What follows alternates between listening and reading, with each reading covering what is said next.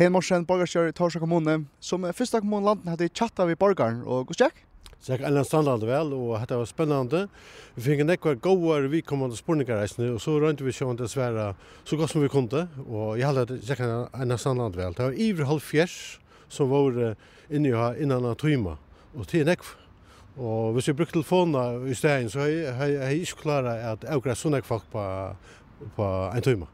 Så det var standard godt, og jeg hadde vært vidkommende. Dette det ikke nærmere borgerne på hendamålanleisen. Nu var familjemål og skrånne, men var det ærespurningar reisende? Jeg var ærespurningar reisende om nekker innenfor utrådte veier og annet tydelig. Ja, det var det. Så det gjør han ikke om det er litt som det finnes, så hjemme tydelig til så skal man rønne svære tog i eisene. Ettersom det var som nytt, så skulle vi prøve å komme fram, og dette er det som vi valgte hest for. Vi hilde at det var nok så breit, men næst før så kanskje det var oppfattet mer spennende av ørenøtjen som folk har AHA 4. Så nå får det suttje. Hei, når er det utstyrs i Kollafjord? Ja, en sånn så kan man si, vi galt ved å få kurset det første 20 grunnsysene som færre vakkesysene. Det første 20? Det første 20 vil utstyrs i kjøtt? Hva sier vi? Kjøtt. Slime.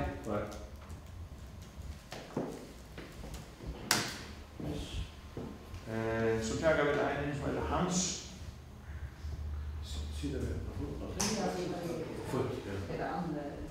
Du nevner at det var ivrig fjers som laget var. Var det imisk hos nekva spurningar folk hadde på hjärsta? Ja. Da som personer hadde spurt oppe i sammennatter, og hvis det ikke er helt nøgt, så setter han spurningar til at og båt var eller 34. Så det var fint. Men det er som å være, som å si, kjødre fingeren noen til at tastaturet skulle klare at svære på spurningar. Du må minnes at vi hadde nekv inn i sen, så det skal arbeide kjøtt, og det skal svære kjøtt. Ta i borgar seg spurningar tjekk noen chat. Vi er det tidlig i alvara, helst ta i flere av spurningar og anonymer. Jo, avgjørt, det har vi sett om 4 vi skulle gjøre.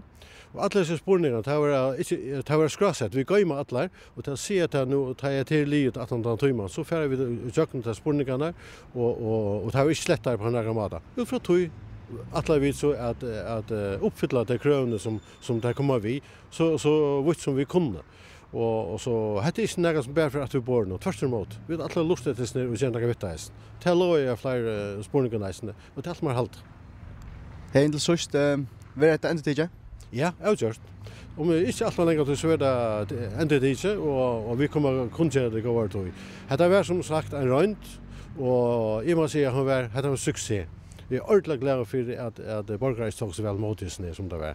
Så som man sier, nærværende til akkurat borgere, til oppåt nærre nå, til nærmere det være. Hei morsen, borgarsjøen. Takk for samlet, og til lukke vi av å være første borgarsjøen som har chattet med sine borgere i Førjøen. Takk for det, Kjallur.